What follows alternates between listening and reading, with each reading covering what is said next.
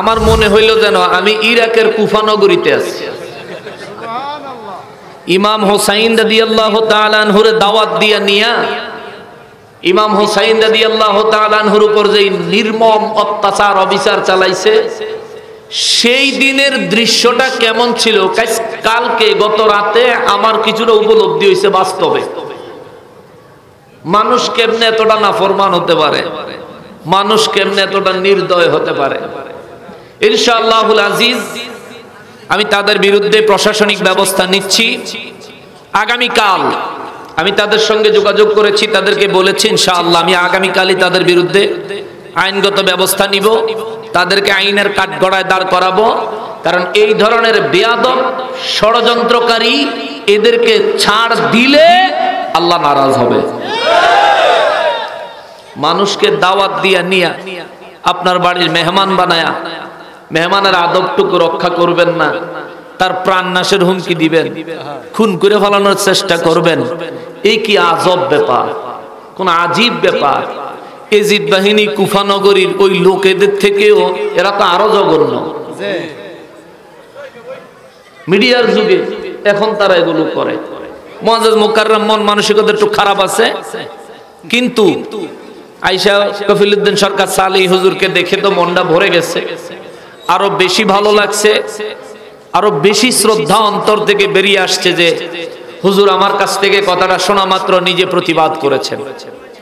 আহলে সুন্নাত ওয়াল জামাতের যে কোনো আলিম যে কোনো বিষয়ে হুজুরের কাছে গেলে আমার জানা মতে হুজুর কখনো কাউকে ফিরিয়ে দেয় নাই। ইনশাআল্লাহ এই কিশোরগঞ্জের কুলিয়ার চরের কলাকুপা এলাকার মানুষদের এই অবিচারের বিষয়ে আমরা আইনি পদক্ষেপ যখন নিব ইনশাআল্লাহ হুজুরের কাছ থেকে অবশ্যই সব ধরনের সহায়তা গ্রহণ করব। বাতিলদের বিরুদ্ধে আমাদেরকে নিজেদের প্রত্যেকের জায়গা থেকে সোচ্চার হয়ে রুখে দাঁড়ানোর সুযোগ তৌফিক আল্লাহ দান করেন, পড়ি আমিন। তাহলে মুনাফিকের বিরুদ্ধে কোরআন শরীফে বক্তব্য রাখছে কে? আল্লাহ। এটা কি দুশ্মনী? ওর কৃতকর্মের ফল, ঠিক কিনা? যা করবেন তা পাবেন। কোরআন শরীফে কাফিরের বিরুদ্ধে সূরা কাফিরুন নাজিল করছেন কে? আল্লাহ কি কাফিরের দুশ্মন?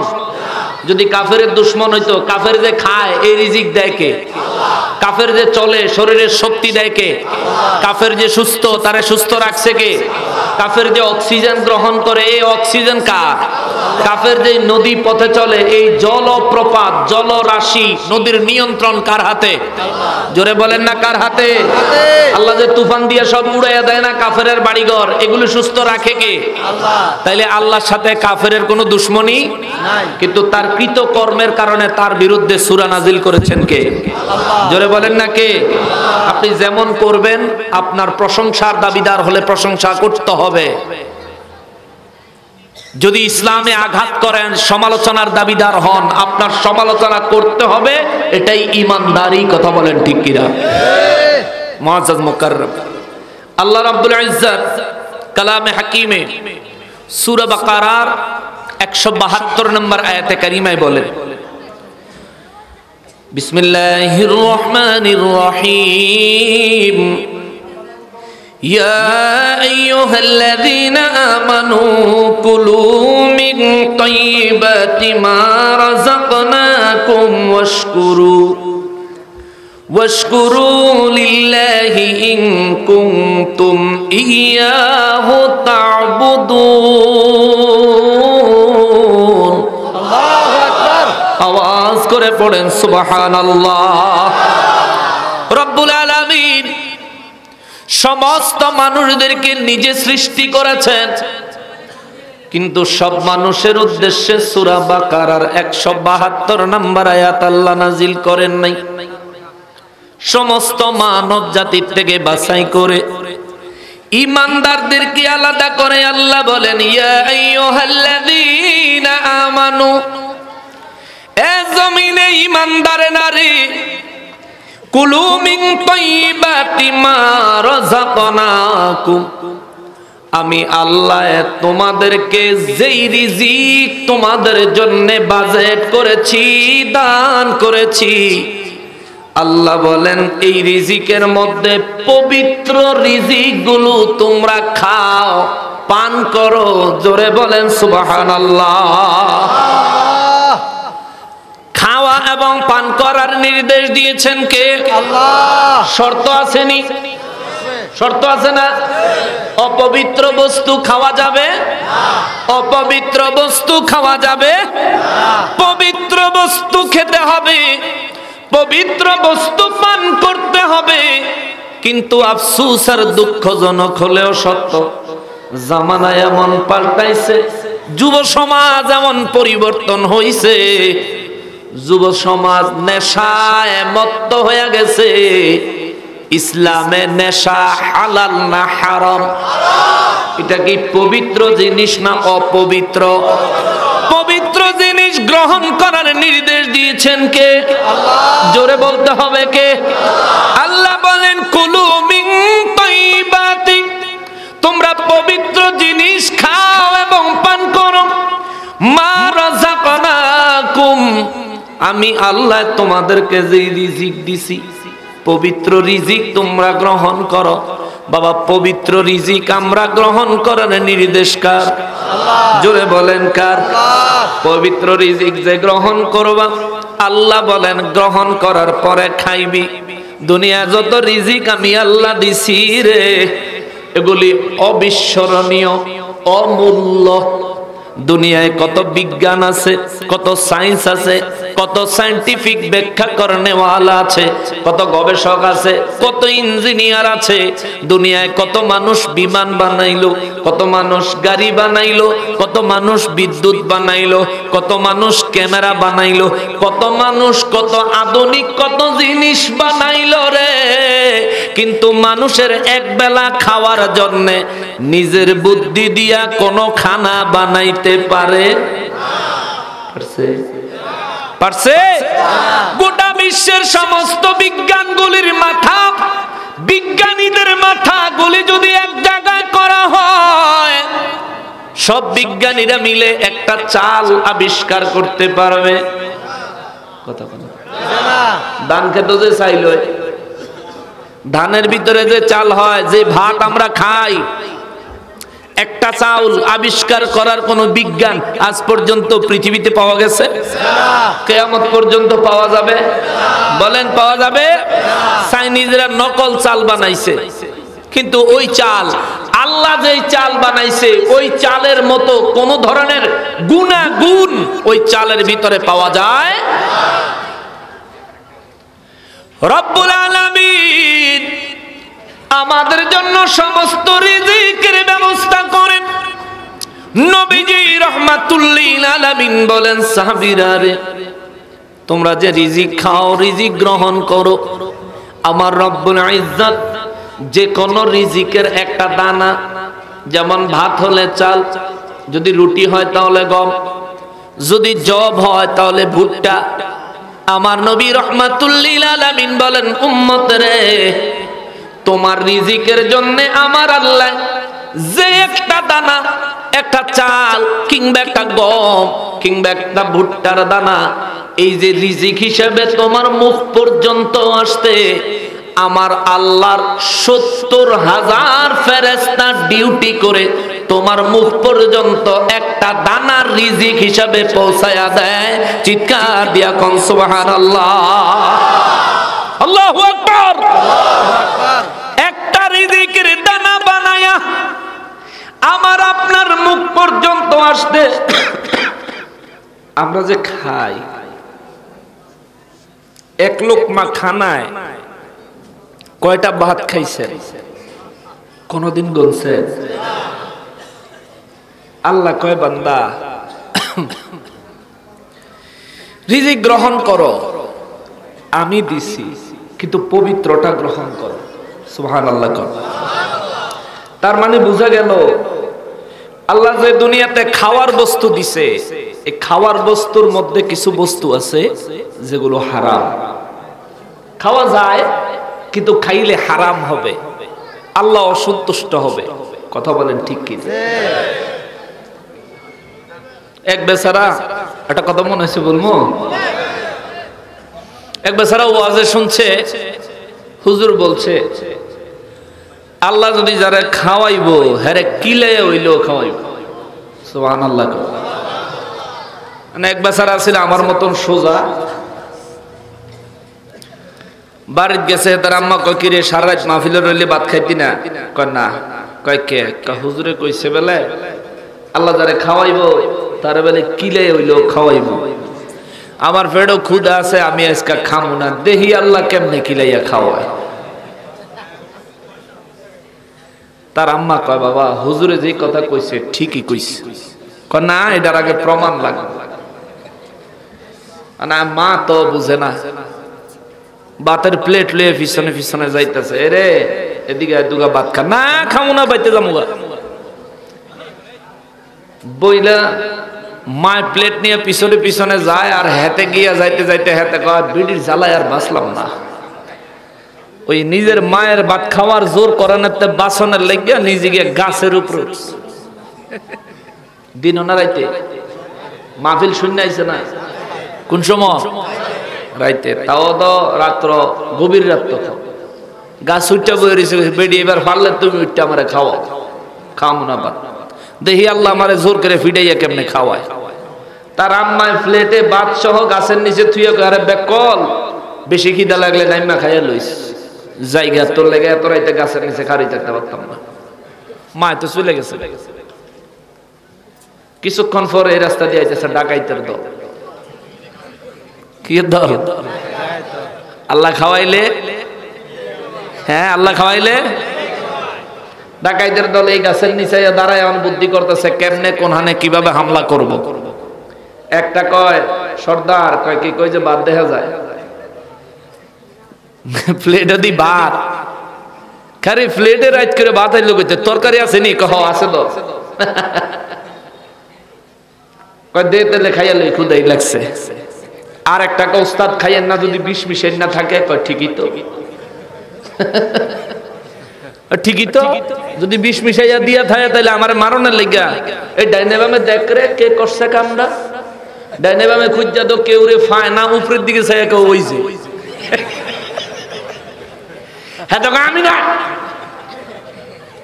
কইছে নাম, কয় আমি না, কয় নাম, কয় না নামবো না, কয় না নামলে গুলি করুম, কয় নামতাস নাইম মাইছে বড়, কয় আমি না, আমার আম্মাই দিয়া গেছে ভাত। কয় কি লিখে দিয়ে গেছে? কয় আমারে খাইতাম। কয় নাটক করে না, জায়গা পাও না, বিষ মিলে দিছ, খা তুই খা।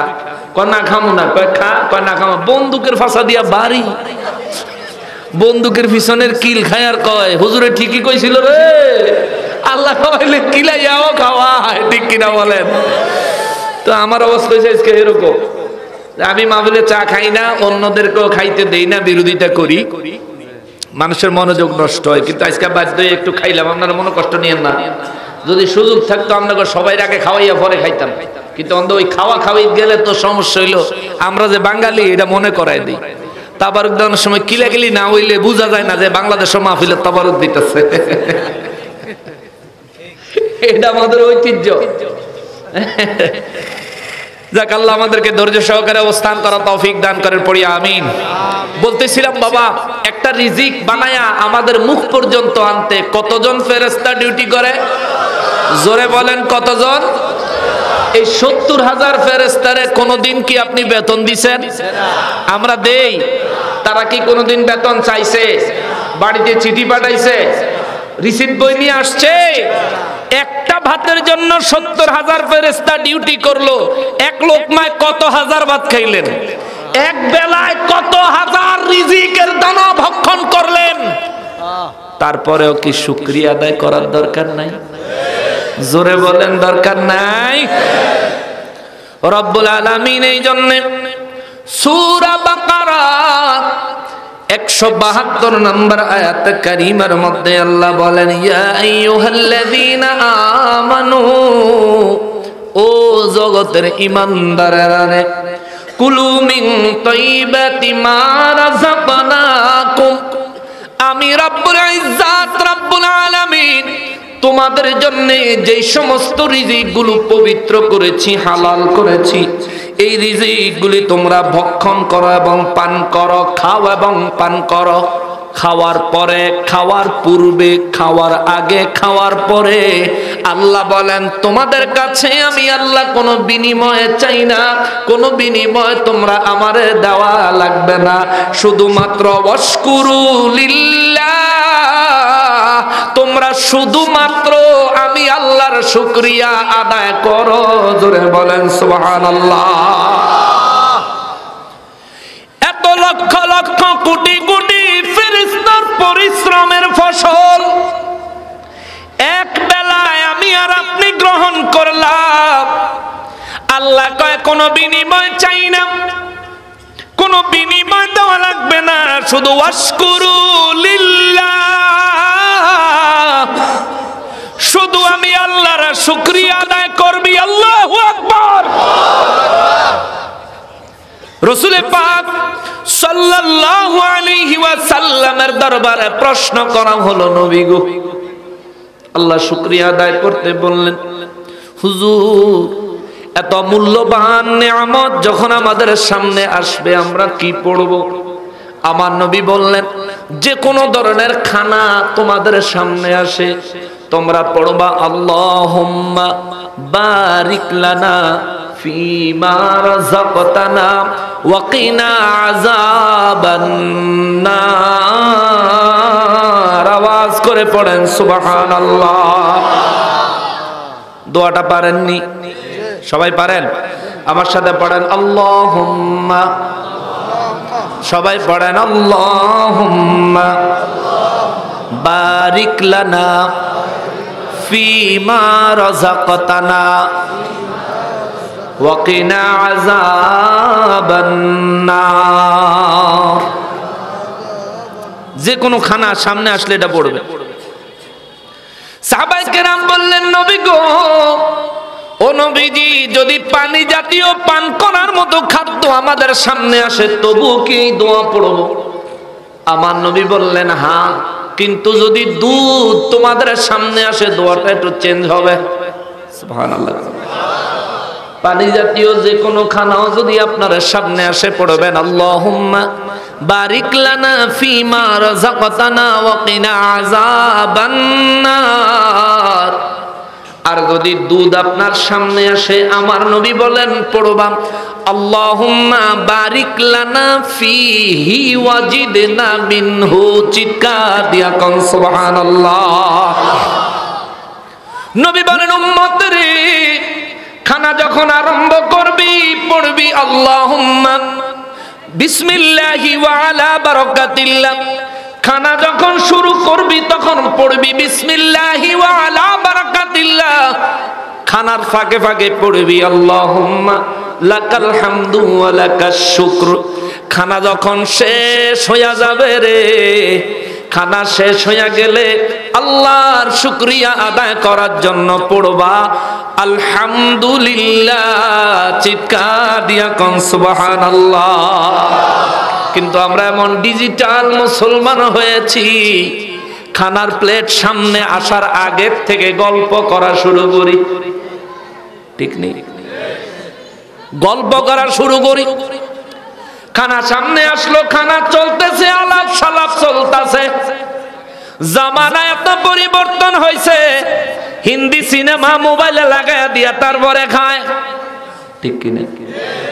মোবাইলে হিন্দি সিনেমা লাগাইয়া, হিন্দি গান লাগাইয়া, ইংলিশ গান লাগাইয়া তারপরে খাইতে বসে এমন মুসলমান বাঙালি সমাজে আছে না নাই? বলেন আছে না নাই? এগুলি কি ইমানদারি না নাফরমানি? জোরে বলেন, এগুলো কি? রিজিক দিছে কে? খাওয়ার সময় স্মরণ করব কাকে? রিজিক দিয়েছেন কে? হ্যাঁ মুসলমান, পৃথিবীতে বহু ডায়াবেটিক্সের রোগী আছে, তাকায় দেখো। তুমি চাইলে একবারে 10টা মিষ্টি খাইতে পারো, ডায়াবেটিক্সের রোগী অর্ধেক খাইতে 1000 বার চিন্তা করে। ঠিক কিনা বলেন? তোমার থেকে ডায়াবেটিক্সের রোগীর মুখের দাঁতের সংখ্যা কম না, তোমার থেকে ডায়াবেটিক্সের রোগীর জিহ্বায় মজা তোমার থেকে কম না, কিন্তু তোমারে খাওয়ার সুযোগ করে দিছে কে? তার সামনে খানা আসবে, খাইতে পারবে না, ব্যবস্থা করে দিছে কে? এটার জন্য তো শুকর আদায় করা দরকার। 3 বেলা পেট ভরে ভাত তুমি খাইতে পারতেছো, যে ডায়াবেটিক্সের রোগী যে হসপিটালে আছে সে তো খাইতে পারতেছে না। ডায়াবেটিক্সের রোগীরে ডাক্তারে কয়ে পেটে ক্ষুধা থাকবো, কাপ দিয়া মাইপা ভাত খাইবা, 2 কাপ ভাত, আলু খাইবা অর্ধেক, 1 টুকরার অর্ধেক, পেঁপে খাইবা 1 পিসের অর্ধেক, আপেল খাইবা অর্ধেকের অর্ধেক। কি অবস্থা! যারা সুস্থ আছি 1 বসায় 1 কেজি আপেল খান, কেউ না করবো? না করতো না। তাহলে এই যে 1 কেজি খাইলেন, আপনার শরীর যে সুস্থ রাখছে কে? জোরে কন্যা কে? যেটা খাইলেন এটা বানায় দিছে কে? আপনার রিজিকে এই জিনিসটা লিখছেন কে? শুকর আদায়ের দরকার আসেনি? আসেনি? রব্বুল ইজ্জাত এই কথাটাই বলেন, ইমানদারেরা রে, ও ইমানদার, হালাল খাদ্যগুলি গ্রহণ করো, পবিত্র বস্তুগুলি গ্রহণ করো, ওয়াশকুরু লিল্লাহ, এবং আমি আল্লাহর শুকরিয়া আদায় করো।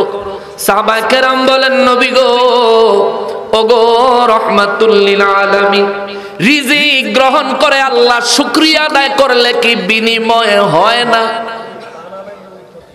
আল্লাহ তো কোনো বিনিময় চায় না, কারো কোনো বিনিময়ের আল্লাহর তো প্রয়োজন নাই। তাইলে আল্লাহ আমাদেরকে বললেন, কুলু তাইমিন তাইবাতি মা রাযাকনাকুম, বান্দারে আমি যা তোমাদের জন্য পবিত্র রিজিক হিসেবে দিয়েছি তা তোমরা গ্রহণ করো। ইয়া রাসূলুল্লাহ, তারপরে আল্লাহ বিনিময় চাইলেন, ওয়াশকুরু লিল্লাহ, বান্দা রিজিক গ্রহণ করে আমার শুকরিয়া আদায় করো। নবী গো, নবী, এটা কি বিনিময় হয় কি হয় না, দয়া করে আমাদেরকে জানায়া দেন। আমার আল্লাহ কয়, হুজুর বলেন, আয়াত এখনো শেষ হয় নাই, জোরে কন্যা সুবহানাল্লাহ।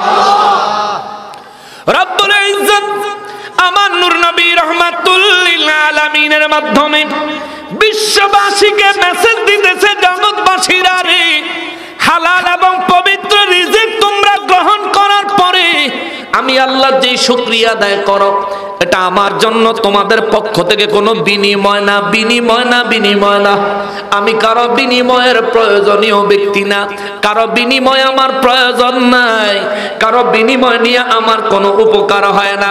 তোমরা যদি আমার শুকরিয়া আদায় করো, আল্লাহ কয়, ইন কুনতুম ইয়াহু তা'বুদুন, যে ব্যক্তি আমি আল্লাহর রিজিক গ্রহণ করার পরে আমি আল্লাহর শুকরিয়া আদায় করবে, আমার আল্লাহ বলেন, আমি রব্বুল ইজ্জত রব্বুল আলামিন তারে আমার ইবাদতকারী বান্দা হিসাবে কবুল করে নিব।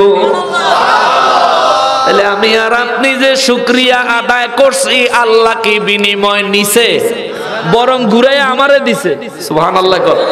যে রিজিক দিলাম আমি, খাবে, শুকরিয়া আদায় করবে, আবার তোমারই আমি, ইন কুনতুম ইয়াহু তা'বুদুন, তুমি আমি আল্লাহর প্রিয় ইবাদতকারী বান্দা হিসেবে আমার দরবারে স্বীকৃতি লাভ করবে। জোরে কন্যা সুবহানাল্লাহ। মুসলমানেরা রে, আমার প্যারা নবীর উম্মতেরা রে, রব্বুল ইজ্জত আমার নূর নবী রাহমাতুল লিল আলামিনকে বলেন, নবী গো, ও দয়াল নবীজি, জগৎবাসীরে বলে দেন, আমি বলছি পবিত্র রিজিক, আমি বলেছি হালাল রিজিক গ্রহণ করো, খাও এবং পান করো। আমার রব্বুল ইজ্জত বলেন, নবী গো, কোন কোন রিজিক গুলো হারাম, কোন কোন বস্তুগুলি খাওয়া যায়, খাওয়া গেলেও হারাম, আমি আল্লাহ সেগুলো বর্ণনা করে দিচ্ছি। জগৎবাসী, বিশ্ববাসীকে আপনি শোনাইয়া দেন। আমার রব্বুল ইজ্জত বলেন, ইন্নামা হাররামা আলাইকুমুল মাইত, পড়বেন না, ওই পাশে চলে যান।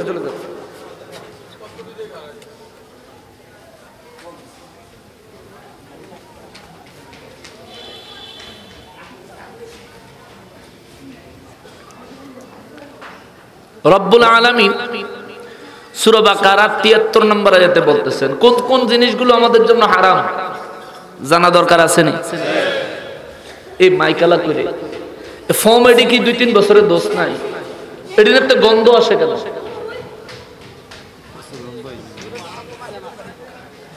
এটি ডেইলি ধুইবি, এটি খুললে দুইটা কত কালে তুই হ্যান্ড ওয়াশ দিয়ে হাত ধোস যখন তখন হ্যান্ড ওয়াশ দিয়ে ধুইয়া থুইয়া দিবা, পরের দিন আবার কথা কোন সময় ক্লিয়ার। কেমন এটিতে মারাত্মক দুর্গন্ধ হয়ে গেছে।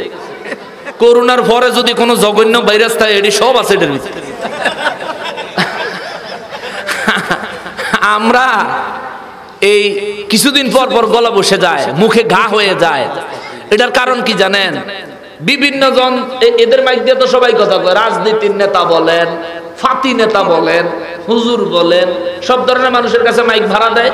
যাত্রা গানের হেতারাও এটার ভিতরে মুখ ডুহাইয়া ডুহাইয়া ইচ্ছা মতন কয়। তো মুহে থুতু স্যাপ যা আছে এটার ভিতরে। এই জন্য ফোনটা ইউজ করলে সুবিধা হইলো, ফোনটা ডেলি ডেলি ধুইয়া পালাইলে ফোনটাতে একটা স্মেল সুন্দর একটা গ্রান আইলে তো এটা মজা লাগে, শরীরটা টেস্ট আসে। এখন তো কিরকম এরকম একটা ব্যাপার। মুআজ্জাম মুকাররম খেয়াল করবেন, সূরা বাকারার 173 নম্বর আয়াত। আমি কোরআন শরীফের তো কথা বলবো, অনেকের ভাল লাগবে, অনেকের ভাল লাগতো না, নিরামিষ নিরামিষ লাগবো, কিন্তু এগুলো আমাদের জীবনের অতীব গুরুত্বপূর্ণ প্রয়োজনীয় বিষয়। আল্লাহর কোন কথা অপ্রয়োজনীয় হতে পারে? আল্লাহর প্রতিটি কথা মানবের জীবন উত্তম জিন্দেগি সাজানোর জন্য গুরুত্বপূর্ণ ভূমিকা বহন করে, ঠিক কিনা বলেন? আল্লাহ বলেন আমাদেরকে রিজিক গ্রহণ করো, পবিত্র না অপবিত্র? কি কি? এবার আল্লাহ কয় শোনো, পবিত্র রিজিক হালাল, কিন্তু কিছু জিনিস আছে হারাম। কোন জিনিস? ইন্নামা হারামা আলাইকুমুল মাইতাতু, ইন্নামা আলাইকুমুল মাইতাতা, যেই যেই প্রাণীগুলো মরে গেছে আল্লাহ বলেন এগুলো তোমাদের জন্য হারাম। গরু জবাই করার পরে মরেনি, কথা কয় না?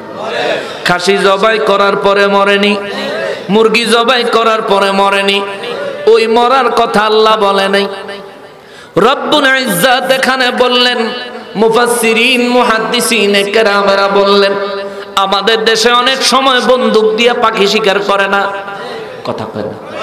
বন্দুক দিয়ে পাখি শিকার করে না, বন্দুকের গুলি লাইগা এই প্রাণী জমিনে পড়লে, এই প্রাণীটা যদি হালাল প্রাণী হয় তারে যতক্ষণ বিসমিল্লাহি আল্লাহু আকবার বলে জবাই করা না হবে, জবাই করার আগে গুলি খায় যদি এটা মইরা যায়, এই প্রাণীটা ভক্ষণ করা খাওয়া মুসলমান মুমিনের জন্য হারাম করেছেন কে?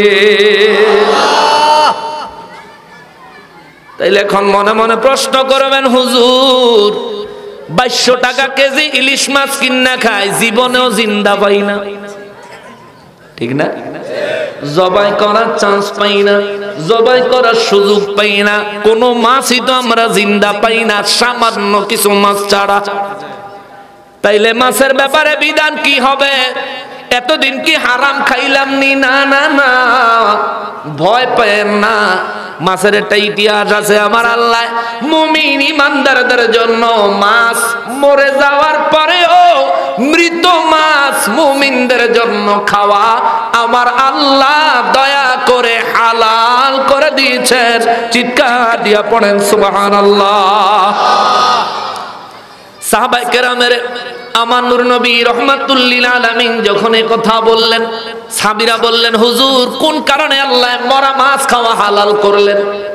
কুরআনুল কারীমের সূরা বাকারার 173 নম্বর আয়াতে কারিমায় রব্বুল ইজ্জাত রব্বুল আলামিন বলেন, জগৎবাসীরা রে, ও জগৎবাসীরা, মৃত বস্তু, মৃত জন্তু, মৃত জানোয়ার তোমাদের জন্য হারাম করেছি।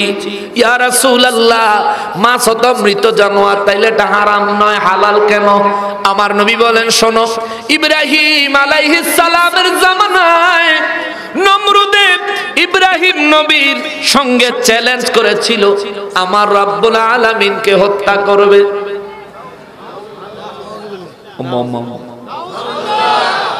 কি তো জোরে কর না, কি 3-4 জনে কয় পিছনে বাইরে বলেন না, আল্লাহ রাব্বুল হত্যা করবে। ইব্রাহিম নবীরে বলল, তুমি তোমার রবকে বলো আমি তোমার রবের সাথে যুদ্ধ করব, যুদ্ধের ময়দানে তোমার রবকে হত্যা করব, তোমার খোদারে মারলে তুমি আমারে খোদা মানবানি। ইব্রাহিম নবী মুস্কি হাসি দিয়া কয়, তুমি পারবানি। সুবহানাল্লাহ। কোন কয় পারবনি মানে? আমি বাদশা, আমি গভর্নর, গভর্নমেন্ট, আমি পারবো না মানে আমার কত সৈন্যবাহিনী আছে দেখছো? তুমি গিয়া তোমার আল্লাহরে কওগা যুদ্ধের ময়দান হইতো। ইব্রাহিম নবীকে যুদ্ধের ময়দান হইতে পরে কম, তুমি যখন যুদ্ধ করবে তো তুমি গিয়া কইরাইও যাও। নমরুদের শকুন সাজাইল, শকুনের পিঠে বইছে গোশত, বিভিন্ন প্রাণীর রানের টুকরা, এটা নাক বরাবর উপরে ধরছে। এটা এই গোশতের টুকরাকে ধরার জন্য যতই আগায় দেখে এটা আর একটু উপরে যায়, উড়াল দিতে দিতে অনেক উপরে নিচে। তখন তো আর বিমান ছিল না। উপরে গিয়া নমরুদে বুঝতে পারছে যে আর একটু উপরে গেলে শকুনে কুলাইতে পরে ডানা বাইঙ্গা নিচে পড়া খোদার তক্তা লড়ে যাব। এই সৈন্যরে কইতেছে সেনাপতি, রে সেনাপতি এখন তো তীর মার, ইব্রাহিমের খোদার এখন তুই মেরে লো। নাউজুবিল্লাহ করুন, তীর মারছে। তখন তো আর কামান গোলা বারুদ বন্দুক ছিল না। আল্লাহ দেখেনি, কথা কয় না, আল্লাহ দেখেনি জিবরাইল আমিন আল্লাহ কি তা করে, এ কি করেটা কি এতে? আল্লাহ কয় দেখো না আমারে মারতে আইছে, দেখো না আমারে মারতে আইছে। জিবরাইল আমিন কয় আল্লাহ দুনিয়া হাত কত ব্যাককল বানাইলেন আপনি, এটার মতন ব্যাককল তার দেখছি না। এতে বেলে আপনারা বলে মেরে লিব। আল্লাহু আকবার, যে তারে বানাইছে তারই বেলে মেরে লিব। আল্লাহ কয় যাক আইছে যখন হন কি করে, আল্লাহ তীর মারছে তো কয় ধরো। জিবরাইল আমিন তীর ধরলেন, ধরে বলেন আল্লাহ গো, নমরুদের সেনাপতি যেই তীর মারছে, তীর আমি ধরলাম, কি করব? আল্লাহ কয় জান্নাতে নিয়ে যাও। জান্নাতে নিয়ে গেলেন। এবার জিবরাইল আমিনের আল্লাহ কয় জান্নাতের কোন প্রাণীর থেকে রক্ত লইয়া তীরের আঘাত লাগাইয়া এই তীর আবার নমরুদের কাছে ফিরাইয়া দাও। কেননা দুনিয়ায় যে ব্যক্তি নিজে মুমিন হইতে চায় আমি তারে মুমিন বানায়া দেই, যে ব্যক্তি মুনাফিক হতে চায় মুনাফিকের রাস্তা তার জন্য সহজ করে দেই, প্রশস্ত করে দেই। যে ব্যক্তি কুফরি করতে চায় কুফরির রাস্তা তার জন্য সহজ করে দেই। তার সমস্ত কর্মের হিসাব নিব আমি আল্লাহ কবরে এবং হাসরে। চিৎকার দিয়া কোন সুবহানাল্লাহ। তাড়াতাড়ি ইবলিসি করতে দাও। জিবরাইল আমিন জান্নাতে গেল, একে একে সমস্ত প্রাণীর কাছে যায় বলল আল্লাহ বলেছেন তীরের আগায় একটু রক্ত দিতা। সব প্রাণী কয় আল্লাহর দুশমন, আল্লাহর নাফরমান, নমরুদের লাইগা কোন রক্ত আমরা দিব না, দিব না, দিব না। চিংড়ি মাছের কাছে গেছে, চিংড়ি মাছ চিনেন, ইসা মাছ, চিংড়ি মাছের কাছে যায় জিবরাইল আমিন কয় তুই দিবি নি? চিংড়ি মাছ কয় চিন্তা কইরা দেখতাম পারি। সুবহানাল্লাহ। এ বেটা আল্লাহ কইছে দিতে আবার চিন্তা কি? চিংড়ি মাছে কয় রব্বুল আলামিন আমারও বানাইছে, ওই রব্বুল ইজ্জত রক্ত চাইছে, আমি মানা করি কেমনে? জোরে কর না সুবহানাল্লাহ। আল্লাহ আমার কাছে রক্ত চাইছে, আমি মানা করি কেমনে? তবে আমি রক্ত দিব। আমার নবীজি সাহাবায়ে কেরামের সামনে ওয়াজ করেন। চিংড়ি মাছ কয় আমি রক্ত দিব, তবে আল্লাহর কাছে আমার ফরিয়াদ আমার রক্তের জন্য আল্লাহ যেন উপযুক্ত একটা পুরস্কার ঘোষণা করে। সুবহানাল্লাহ। আল্লাহ কয় জিবরাইল রে চিংড়ি মাছের খবর দে, আমি আল্লাহর নির্দেশকে ইজ্জত করে চিংড়ি মাছ নিজের রক্ত দিতে যেহেতু রাজি হয়েছে, মাছ নামক মাছ জাতের যত প্রাণী আছে এই প্রাণীগুলো জিন্দা থাকতে এমন কি মরে গেলেও আমি আল্লাহ আমার মুমিন বান্দাদের জন্য খাওয়া হালাল করে দিলাম। আল্লাহু আকবার। নারে রিসালাত, আহলে সুন্নাত ওয়াল জামাত, পবিত্র ঈদে মিলাদুন নবী। তাহলে মাছ খাওয়া কেমনে হালাল বুঝছেন তো?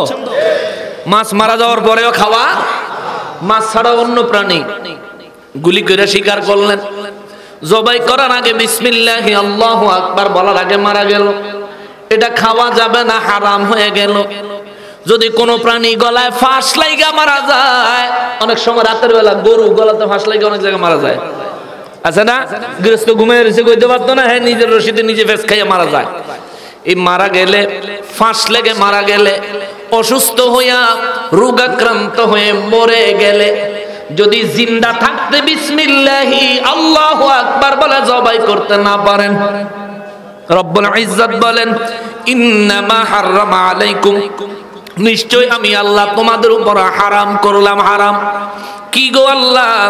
আল্লাহ বলেন আল মাইতাতা, হারাম করলাম মৃত বস্তু, যে বস্তুগুলি বিসমিল্লাহি আল্লাহু আকবার বলে জবাই করার আগে মারা যায়, এই বস্তুগুলো তোমাদের জন্য হারাম করলাম।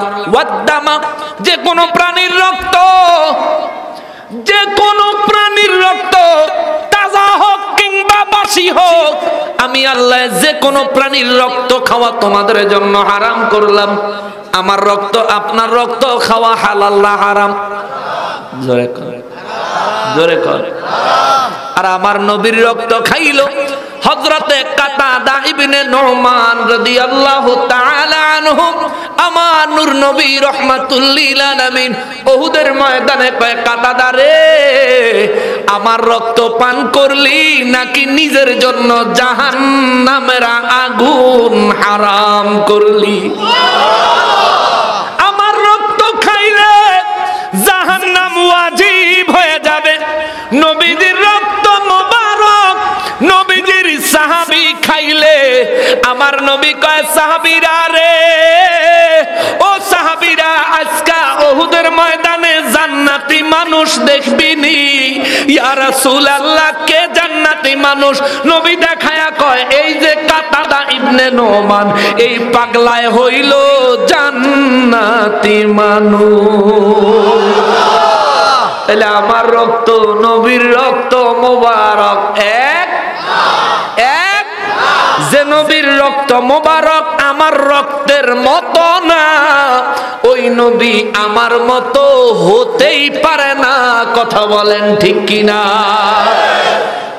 যিনি চিন্তা করবেন আমার নবীজি আপনার মতো, তারে বলবো সর্বপ্রথম আপনাকে প্রমাণ করতে হবে আপনি নবীর মতো।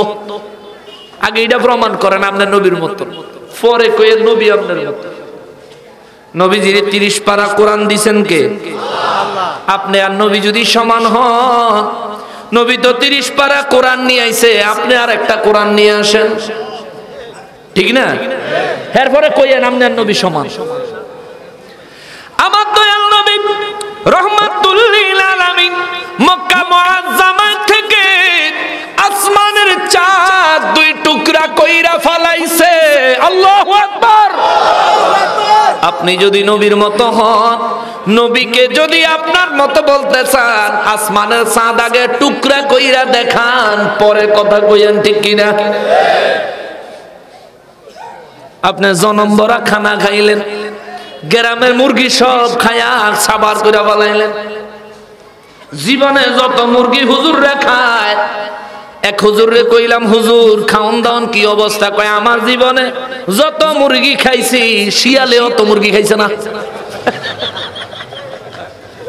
হুজুরে কয়, আমার জীবনে যত মুরগি খাইছে শিয়ালে অত মুরগি খায় নাই। জীবন ভরা মুরগি খাইছে হুজুররা।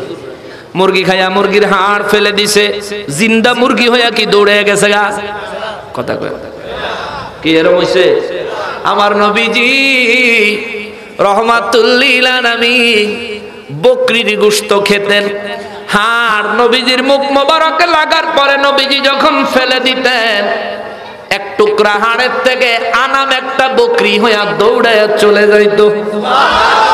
নবীজি উটের গোশত মোবারক খায়া উটের গোশত মোবারকের হাড় যখন ফেলে দিতেন, রহমাতুল লিল আলামিনের হাত মোবারক, ঠোঁট মোবারক উটের গায়ে উটের হাড্ডিতে লাগার কারণে ফেলে দেওয়ার সঙ্গে সঙ্গে জিন্দা উট হইয়া দৌড়ায়া চইলা যাইতো। জোরে বলেন সুবহানাল্লাহ। মৌলভী সাহেব, আপনার মতো যদি আমার নবী হয়, নবীর মতো যদি আপনি হন, জীবনে যত মুরগি খাইছেন সমস্ত হাড্ডি দিয়া একটা মুরগি জিন্দা কইরা দেখাইবেন।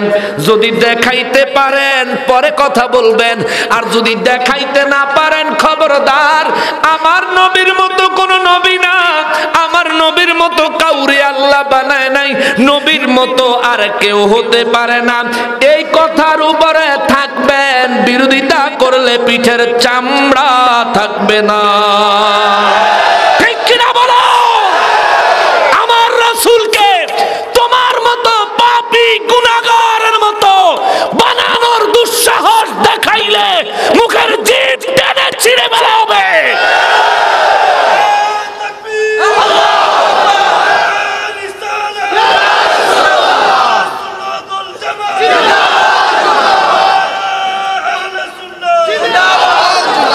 রাগ করতেছেন? নবী বেলে তার মতন, তোর চেহারা দেখা যায় কেমন শয়তানের মতো, ঠিক কিনা বলেন? আমার রাসূলের চেহারা মোবারক দেখে দেখে লক্ষ লক্ষ কাফের মুসলমান হয়েছে, ঠিক কিনা? আমার নবীর আদর্শের কথা শুনে আজও পৃথিবীর বিভিন্ন প্রান্তে লক্ষ লক্ষ মানুষ বিভিন্ন ধর্ম থেকে ইসলাম গ্রহণ করতেছে, ঠিক কিনা বলেন? ওই নবীর সঙ্গে তোমার চরিত্রের তুলনা দাও মিয়া, তুমি ঘুমাইলে তোমার লুঙ্গি ঠিক থাকে না, ঠিক কিনা বলেন? ঘুমাইলে তোমার লুঙ্গি ঠিক থাকে না। তুমি আমার নবীর সঙ্গে উপমা দাও, নবী তোমার মতন কেমনে? নবী বিয়ে করছে, তুইও বিয়ে করছত, নবীজি বিয়ে করছেন, এই জন্য নবীজি তোর মতো। রে বাদাইম্মা, নবীজি 11টা বিয়ে করছেন, আমাদের আম্মাজান 11 জন ছিলেন। আমাদের 11 জন আম্মাজানের কেউ আমার নবীর বিরুদ্ধে কোনো কমপ্লেন করতে পারে ছিল না তো। কিন্তু তুই একটা বিয়ে করছ, তোর বউরে যদি জিগায় পৃথিবীর সবথেকে খারাপ ব্যক্তিকে, কইবা আমার জামাই, ঠিক কিনা বলেন? তুমি একটা বউয়ের কাছে নিজের চরিত্র ঠিক রাখতে পারো না। আর আল্লাহর রাসূল সাল্লাল্লাহু আলাইহি ওয়াসাল্লাম 11 জন বিবি আমাদের আম্মা জানের উপর পরিপূর্ণ ইনসাফ প্রতিষ্ঠা করে তাদেরকে খুশি রাখছে সারা জীবন। সেই নবীর সঙ্গে তুমি নিজেকে তুলনা দেওয়া, এটা আহাম্মকি ছাড়া আর কিছু হতে পারে না। তুমি জগৎ বিখ্যাত আহাম্মক। আল্লাহর রাসূলের শানে কখনো এমন কথা মানবেন না। তিরমিজি শরীফ 3616 নম্বর হাদিস। সাহাবীরা আলোচনা করতেছে আদম নবীর কত মর্যাদা, আল্লাহ তারে সফিউল্লাহ বানাইছে, সুবহানাল্লাহ। আরেক সাহাবী ওয়াজ করে ইব্রাহিম নবীর কত মর্যাদা, আল্লাহ খলিলুল্লাহ বানাইছে, সুবহানাল্লাহ। আরেক সাহাবী বয়ান করে ঈসা নবীর কত মর্যাদা, আল্লাহ রূহুল্লাহ বানাইছে, সুবহানাল্লাহ। আরেক সাহাবী বলেন মুসা নবীর কত মর্যাদা, আল্লাহ কালিমুল্লাহ বানাইছে, সুবহানাল্লাহ। আব্দুল্লাহ ইবনে আব্বাস রাদিয়াল্লাহু তাআলা আনহু বলেন, ইন দা মেইন টাইম, এমন সময় আমার নূর নবীর আগমন হলো। নবীজি ডাইকা বলেন, তোমরা যে বলছো আদম সফিউল্লাহ, ঈসা রূহুল্লাহ, ইব্রাহিম খলিলুল্লাহ, মুসা কালিমুল্লাহ, তোমাদের সব কথাগুলি সত্য এবং বাস্তব। আলা খবরদার, আমাকে কারো সঙ্গে মিলাইও না। আলা ওয়া আনা হাবিবুল্লাহ, আমার ব্যাপারে খবরদার, আমি একমাত্র হাবিবুল্লাহ, আমার মতো হাবিবুল্লাহ আল্লাহর আর কাউরে বানায় নাই। আল্লাহু আকবার। আমার নবীর সঙ্গে আদম নবীর উদাহরণ চলে না, ইব্রাহিম নবী, ঈসা নবী, মুসা নবীর উদাহরণ আমার রাসূলের সাথে চলে। এটা সলিমুল্লাহ। তুমি কে? তুমি কে বলো? রাসূল তোমার মতো? বেয়াদব কোথাকার। নবীজির শিশুকালে আঙ্গুল মোবারকের, হাত মোবারকের খেলনা ছিল আসমানের চন্দ্র, সূর্য, তারকা। জোরে কন্যা সুবহানাল্লাহ। তুই কি দিয়ে খেলছ রে বাদাইম্মা? তুই কিটা দিয়ে খেলছ? তুই তো নিজে আগে নিজে খাইছ, ঠিক কিনা বলেন? তুই নিজে পায়খানা করে নিজের পায়খানা নিজে খাইছ, নিজে প্রস্রাব করে নিজের প্রস্রাবে নিজে সাঁতার কাটছ। আমার রাসূলের জীবনে কোনোদিন এমন হয় নাই। নবীজির চাচা যান হযরতে আব্বাস রাদিয়াল্লাহু তাআলা আনহু বলেন, মুসলমান হওয়ার পরে নবী গো একটা জিনিস জানতে ইচ্ছে করে। আমার নবী বললেন, চাচা আপনি তো আমার চাচা, আপনি তো জানতেই পারেন। বলেন না কি জানতে চান? বলে, ভাতিজা তোমার জীবনের শিশুকালের কোন ঘটনা কি তোমার মনে আছে? সুবহানাল্লাহ কোন। আপনি আর আমি শিশু ছিলাম কিনা? শিশুকালের ঘটনা মনে আছে না? জন্মের পরে কি হয়েছিল মনে নাই? একটু মনে নাই? মায়ের দুধ যে খাই আমরা যে বাচ্চা রয়েছি, দুধের কথাই তো আমাকে মনে নাই। একদিন দুই দিন খাইছি, কেউ 2 বছর, 2.5 বছর, 3 বছর। আমি আমার জীবনে 5 বছর আমার মায়ের দুধ খাইছি, আলহামদুলিল্লাহ। আমার মায়ের দুধ আমি 5 বছর আমার আম্মা আমারে খাওয়াইছে।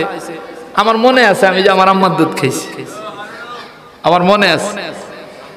বাস্তবতা বলতে চাই, কথাটা এটাই, আমাদের ম্যাক্সিমাম মানুষের মায়ের দুধ যে খাইছি একাধারে 2 বছর, 2.5 বছর, 3 বছর, 4 বছর, আমাদের মনে নাই। আমার নবীরে কয়, নবী গো শিশুকালের কোনো কথা আপনার মনে আসেনি? চাচা আমার বয়স, দুনিয়ার বয়স যখন 40 দিন, তখনকার একটা ঘটনা আমার মনে পড়তেছে। আমার জোরে কইলেন না? আমি আর জোরে বলেন সুবহানাল্লাহ। রাসূল চিনেন আগে, আগে নবী চিনেন। যে রাসূল চিনেছে তার নামাজ তাকে জান্নাতের রাস্তা দেখাইছে। যে রাসূল চিনেছে তার রোজা তাকে জান্নাতের রাস্তা দেখাইছে। যে রাসূল চিনেছে তার হজ, তার যাকাত, তার নেক আমলনামায় উঠেছে, হাসরের ময়দানে নেকের পাল্লায় গিয়ে পাওয়া যাবে। যে রাসূলের ইজ্জতে আঘাত করেছে, গোটা জিন্দেগি যত আমল করুক না কেন, কোন ইবাদত হাসরের ময়দানে গিয়ে পাবে কিচ্ছু পাইতো না, সব সাদা, সব সাদা, কিচ্ছু পাওয়া যাবে না।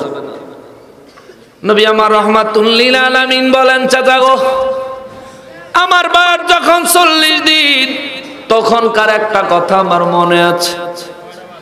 নবীজি চাচা যান বলেন, নবী গো আপনি বলেন ওই দিনের ঘটনাটা কি?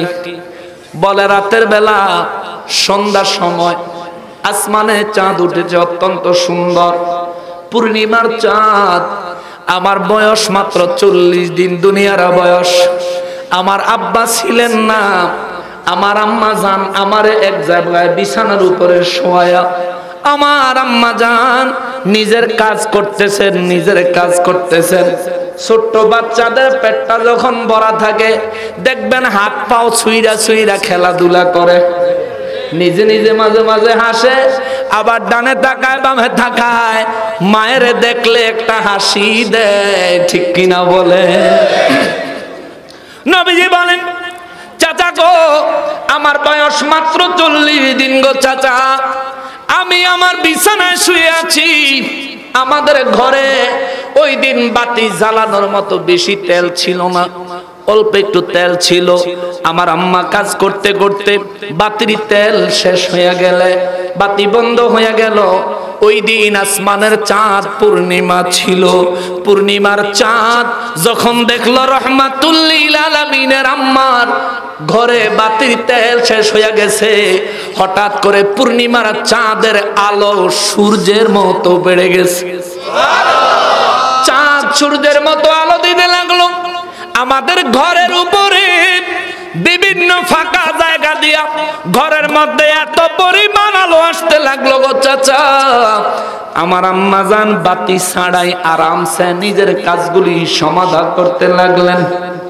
কিছুক্ষণ পরে খেয়াল করলেন আলো কিছুক্ষণ বেশি থাকে, আবার কিছুক্ষণ পরে কমে যায়।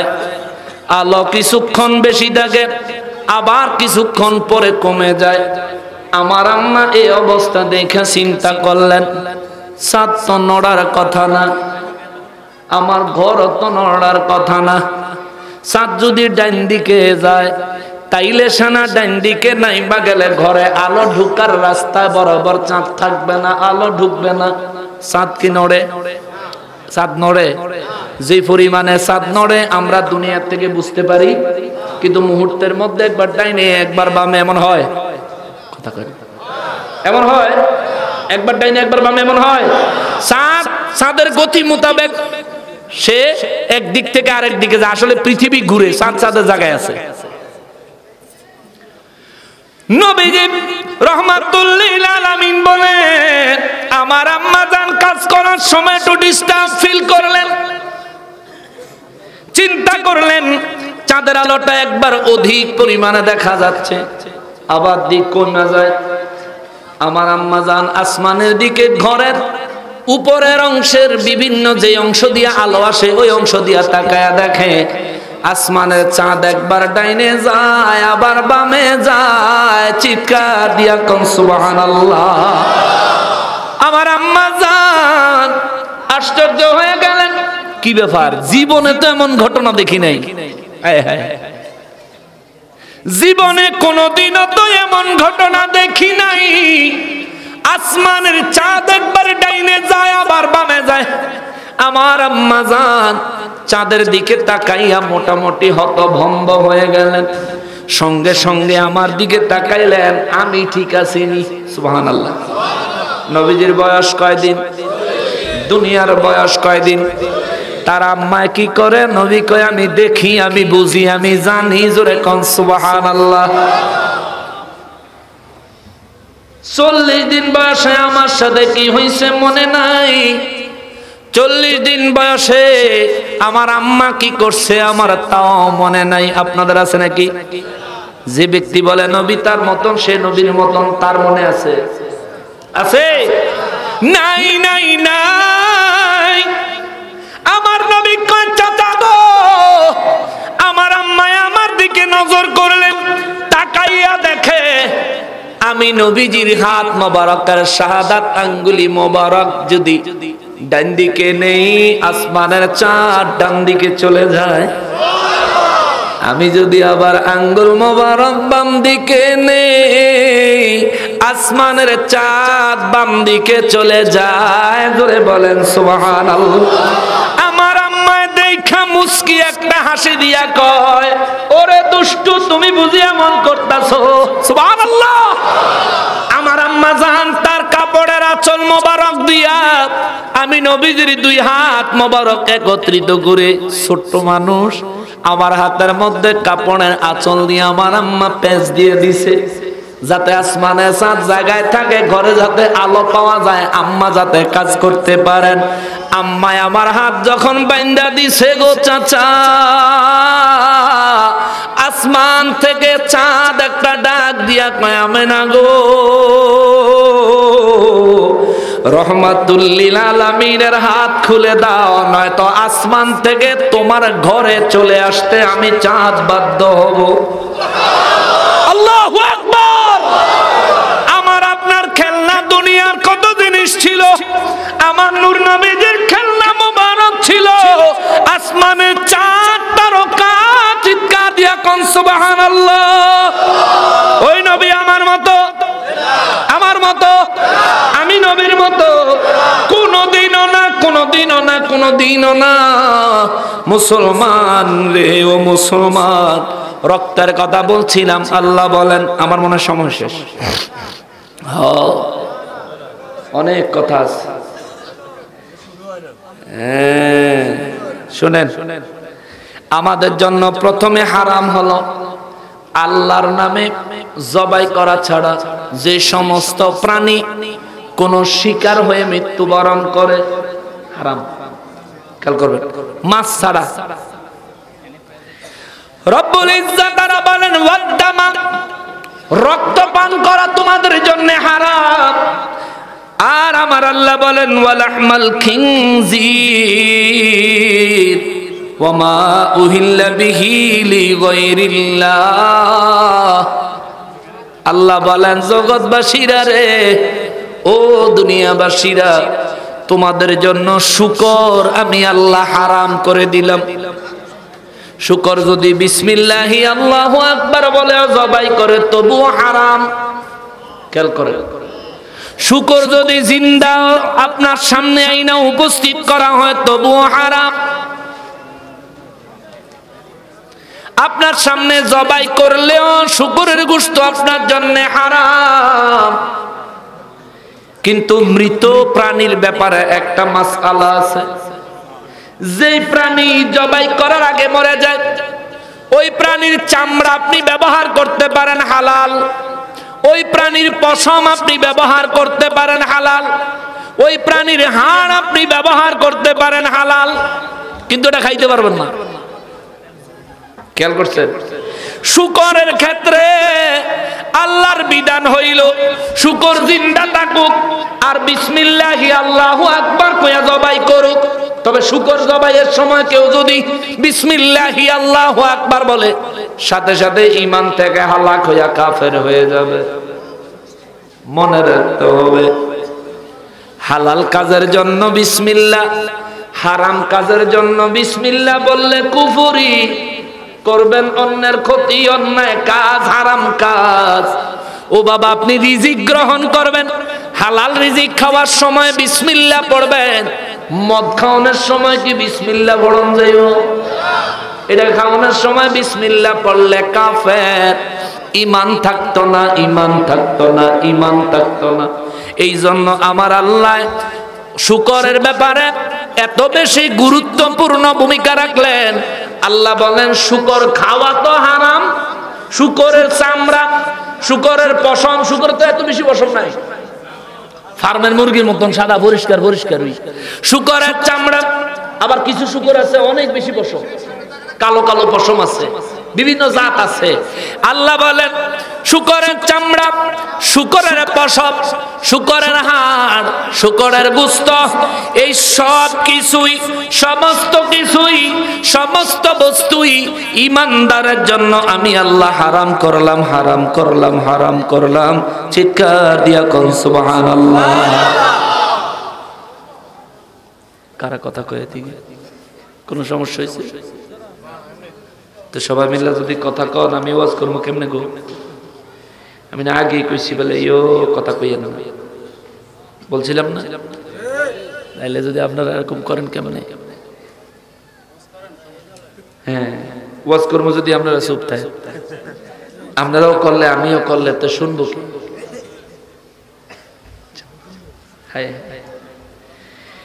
মুসলমানের আরে, আমার প্যারা নবীর উম্মতেরা রে, রব্বুল ইজ্জত বলেন ও জগৎবাসীরা রে, ফামানিত্তুররা গায়রা বাগিন ওয়ালা আদিন ফালা ইসমা আলাইহি।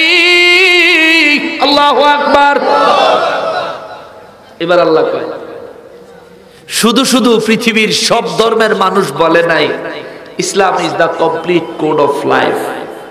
দেখেন আল্লাহ প্রথমে বলছেন হালাল রিজিক গ্রহণ করো, পরে কোন কোন জিনিস হারাম তা উল্লেখ করে দিচ্ছেন। আরো ব্যাপার আছে হারাম, এই আয়াতে এটুকু উল্লেখ করছেন। এবার আল্লাহ কয় ফামানিত্তুর, যদি কোন ব্যক্তি নিরুপায় হয়। কি হয়? নিরুপায় বুঝেন তো? এমন এক জায়গায় গেছেন যেখানে হালাল রিজিক বলতে কিছু পাওয়া যায় না, সব হারাম। এমন এক বিমার, এমন এক অসুস্থ হয়েছে যে অসুস্থ, যে রোগের ঔষধ হলো হারাম বস্তু, যেটা না খাইলে আপনার জীবন বাঁচত না। এটা হলো নিরুপায়। যদি ঔষধ হয় যেটুকু খাইলে আপনার জীবন নাশ হওয়ার আশঙ্কা চলে যায়, আপনি মরে যাবেন এই ধরনের ভয় কেটে যায়, এইটুকু পর্যন্ত আপনি গ্রহণ করতে পারেন।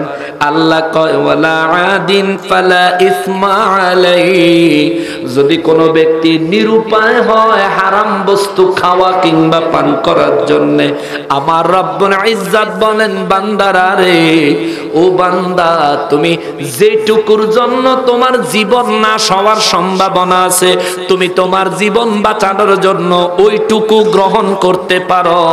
চিৎকার দিয়া দিয়া কল সুবহানাল্লাহ। কিন্তু আপনার জীবন নাশ হইতো না। আপনার বডি বিল্ডার হওয়ার লাগা বড় বড় ডিব্বায় হারাম জিনিস কিনা খাইবেন, হালাল হইব না হারাম হইব? হালাল না হারাম? বলছে যেটা না খাইলে তোর জীবন বাঁচত না,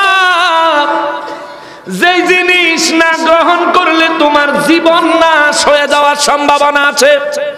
রব্বুল ইজ্জত বলেন এমন জিনিস তুমি গ্রহণ করতে পারো, পরিমাণ কতটুকু? যেটুকু খাইলে আপনার জীবনের মৃত্যুর আশঙ্কা চলে যায়, এইটুকু। এরপরে বেলাটা বেশি করে খায় মোটাও মু, বেশি করে খায় শক্তিশালীও মু, বেশি করে খায় আর অসুস্থ হয়ে যামু, জায়েজ নাই, জায়েজ হইতো না, হালাল হইতো না। যেটুকু খাইলে আপনার মরে যাওয়ার আশঙ্কা দূর হয়ে যায়, যে না এবার আলহামদুলিল্লাহ চিন্তা মুক্ত থাকা যায়, আউট অফ ডেঞ্জার যাকে বলে, বিপজ্জনক পরিস্থিতি থেকে মুক্ত, এইটুকু গ্রহণ করতে পারবেন। এখন আমাদের দেশের যুবকরা কালকে কইব হুজুরে কইছে যেটা না খাইলে জীবন বাঁচত না, এটা কদ্দুর খাই? তাইলে আমি তো মদ খাই, আমি তো গাঞ্জা খাই, আমি তো ইয়াবা খাই, আমি তো ফেন্সিডিল খাই, এটা না খাইলে তো জীবন বাঁচে না, এর লেগেই তো উট্টু খাই। এই ফতুয়া এনে চলবো? বলেন এই ফর্মুলা এখানে চলবো? তোমাকে সার্টিফাইড ডক্টর, সার্টিফাইড হাকিম, চিকিৎসক তোমাকে পরামর্শ দিতে হবে। যেমন সাপের বিষ, এটা খাওয়া হারাম, সাপের বিষ খাইলে আমরা মরমু। কিন্তু পৃথিবীতে বহু রোগের অ্যান্টিবায়োটিক ওষুধ আছে যেটা সাপের বিষ ছাড়া তৈরি করা যায়। টিকটিকির রক্ত, যে কোনো রক্ত আমাদের জন্য কি হালাল না হারাম? কিন্তু পৃথিবীতে বহু ঔষধ আছে যেটার মধ্যে টিকটিকির রক্ত দেওয়া হয়, বহু ঔষধ আছে যেটার মধ্যে মানুষের কলিজা দেওয়া হয়। আমি একজনের কাছে শুনছি, বাস্তবতা কতটুকু জানি না, মানুষের হাড় ভাঙে, আপনাদের হাড় ভাঙে না? অনেকের হাত ভাঙে, পা ভাঙে, এই হাড়গুলো জয়েন্ট জোড়া নিতে নাকি এই ঔষধের সাথে মানুষের কলিজার অংশ নাকি দেওয়া লাগে। এটা আমি শুনছি, বাস্তবতা কতটুকু জানি না। তবে এটা বাস্তব হোক বা না হোক, এবং বহু বিষয় আছে যেগুলো ঔষধ তৈরির ক্ষেত্রে ব্যবহার করতে হয়, ওই ঔষধটা জীবন বাঁচানোর জন্য খাওয়া হালাল। এই জন্য রব্বুল ইজ্জত বলেন ফামানিতুররা, আর যে ব্যক্তি নিরুপায়, যে ব্যক্তি নিরুপায়, গায়রা বাগি ওয়ালা দিন ফালা ইসমা আলাইহি, নিরুপায় হয়ে যে ব্যক্তি জীবন বাঁচানোর জন্য যেটুকু ইচ্ছা, যেটুকু প্রয়োজন গ্রহণ করলো, আল্লাহ বলেন ফালা ইসমা আলাইহি, ওই ব্যক্তির কোনো গুনাহ হবে না, আমি তারে পাপ দিব না। চিৎকার দিয়া কোন সুবহানাল্লাহ। কেননা আমার আল্লাহ কয় ইন্নাল্লাহা গফুরুর রহিম। আওয়াজ করে পড়েন সুবহানাল্লাহ। রব্বুল আলামিন কয় নবী গো, ও গো দয়াল নবীজি, বিশ্ববাসীর জানাইয়া দেন নিশ্চয় আমি আল্লাহ গফুরুন, ক্ষমা করনেওয়ালা, রহিম। আমার বান্দা আপনার উম্মতদের জন্য আমি আল্লাহ হলাম দয়াবান। চিৎকার দিয়া কোন সুবহানাল্লাহ। রব্বুল আলামিন কোরআনুল কারীমে বললেন বান্দারে, ও বান্দা তোমরা তোমাদের জিন্দিগির বিষয়গুলো আমি আল্লাহ যেগুলো হালাল করেছি এইগুলো তোমরা গ্রহণ করো, যেগুলো হারাম করেছি এইগুলো থেকে তোমরা বেঁচে থাকো। মুসলমান রে, ও মুসলমান, আপনাদের কাছে একটা অনুরোধ করে যাই বাবা, হালাল জিনিস গ্রহণ করবেন, হালাল রিজিক গ্রহণ করবেন, হারাম রিজিক গ্রহণ করবেন না, হারাম থেকে বেঁচে থাকবেন। যে ব্যক্তির শরীরের মধ্যে হারাম রিজিক ঢুকে, আমার নবী বয়ান করেছেন, যেই মানুষের শরীরের ভিতরে খাদ্যের সঙ্গে হারাম জিনিস যায়, আমার নবী বলেছেন এই শরীরের কোন ইবাদত আল্লাহর কাছে কবুল হয় না। যার শরীরে পেটের ভিতরে সুদের টাকার বাজার আছে, সুদ খাবেন না, আছে আসেনি সুদ খাবেন না? যার শরীরের ভিতরে সুদের টাকার বাজার আছে, যার পেটের ভিতরে ঘুষের টাকার বাজার আছে, যার পেটের ভিতরে অন্যকে ঠকানোর বাজার আছে, যার পেটের ভিতরে এতিমের হক জোর করে জবরদখল করে তা বিক্রি করা অর্থ দিয়ে ভালো খানা কিনা খাবার আছে, খাবার খাইলো পেটে ঢুকাইলো, আমার নবী বলেন হারাম খাদ্য শরীরে ঢুকানোর কারণে তার গোটা শরীরটা হারামের উপর নির্মিত হলো। এই হারামওয়ালা শরীর লইয়া কেউ যদি ইবাদত করে তার ইবাদত কবুল হবে না, কবুল হবে না, কবুল হবে না। এই জন্য দেখবেন আমাদের দেশে মসজিদের প্রথম কাতারে বহু নামাজি পাওয়া যায়, মসজিদ থেকে বাহির হলে তার চরিত্র দেখলে মনে হয় ইবলিস শয়তানেও তারে ওস্তাদ মানে। ঠিক কিনা বলে? আছে কিনা? নামাজও পড়ে আবার ইবলিস শয়তানের উস্তাদও সাজে। হাকিকত কোথায়? কারণটা কি? কারণ হলো নামাজ পড়লো কিন্তু কবুল হইল, কবুল হইল। কারণটা কি? পেটের মধ্যে কি হালাল না হারাম? হালাল না হারাম? হারাম। এই পেটের মধ্যে হারাম লইয়া, পেটের মধ্যে হারাম লইয়াই যারা নামাজি হইতে চায়, আল্লাহরে পাইতে চায়, এগুলি ওয়াহাবি, খারেজি, শিয়া, রাফিজি, বর্তমানে সবচেয়ে বড় ফেরকা ফুল ওয়াহাবি, লা মাযহাবি, আহলে হাদিস নামক কুলাঙ্গার হয়। ঠিক কিনা বলে? এদের ব্যাকগ্রাউন্ড তালাশ করে দেখবেন, এদের শরীরে সব হারাম, এদের রোজগার হারাম, ইনকাম হারাম, এদের সম্পত্তির হিসাব নিবেন হারাম হারাম হারাম। ঠিক কিনা বলেন? আপনি হালাল খাবেন, ইমানদার হবেন, আপনারা আল্লাহ বাতিলের দলে দিবে কেন? আল্লাহ কি দেখেন? দেখে না?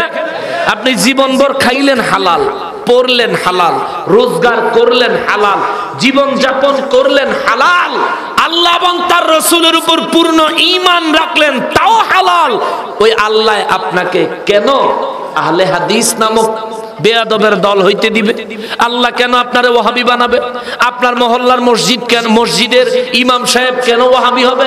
আপনার মহল্লায় কেন এই আহলে হাদিসদের মারকাজ হবে? এগুলো কেন হবে? মনে রাখবেন, আপনারা যখন প্রকৃত ইসলাম থেকে সরে যাবেন, নামের আগে তো মোহাম্মদ পাল্টাইতেন না, এই জন্য আল্লাহ কত তোর মোহাম্মদও ঠিকটা হোক, তোর নামাজও ঠিকটা হোক, তোর ইমাম, তোর চরিত্র ঠিক নাই, ইমামও একটা দিলাম, তুই যেরম দিলাম তোর হেরম এক ইমাম। দেখেন না ওই বেয়াদফে রাজ্জাক বিন ইউসুফ, এই বেয়াদফে বেলে কয় কাবা ঘর বেলে হিন্দু টাকা দিয়া বানাইছে, ফকিন্নির ফোলারে ধরে জবাই করে দেওয়ার দরকার। ঠিক কিনা বলেন? তার চেহারা দেখলে মনে হয় শয়তানে মুতে দিছে। আলেমের চেহারা দেখলে মানুষের মায়া লাগবে, আলেমের চেহারা দেখলে মানুষের দয়া লাগবে, মায়া লাগবে, আল্লাহর কথা স্মরণ হবে। ঠিক কিনা? তারা দেখলে দেখা যায় আস্ত একটা ইবলিসের মতো। তাদের পক্ষ যারা নেন, কেমনে নেন? এ মিয়া, কি শিখাইছে আপনারে? নাবির নিচে টেনে হাত বান্ধন বুকের উপর উড়াইয়া শিখাইছে। এবারে নাবির নিচে হাত বাঁধতে তুই পুরুষ আছিলি, বুকের উপর উড়াইছ তুই তো মহিলা হয়ে গেছ। বুকের উপরে হাত বাঁধবে মহিলারা, নাবির নিচে হাত বাঁধবে পুরুষেরা।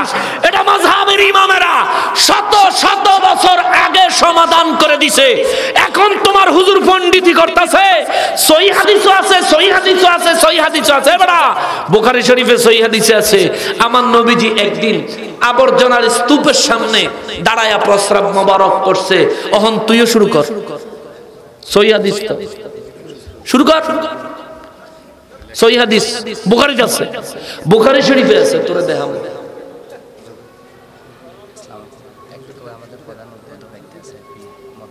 আমার শেষ না না, একটু খালি একটা মিনিট একটু স্লোগান দিয়ে দিয়েছি। এই আসো একটা মিনিট।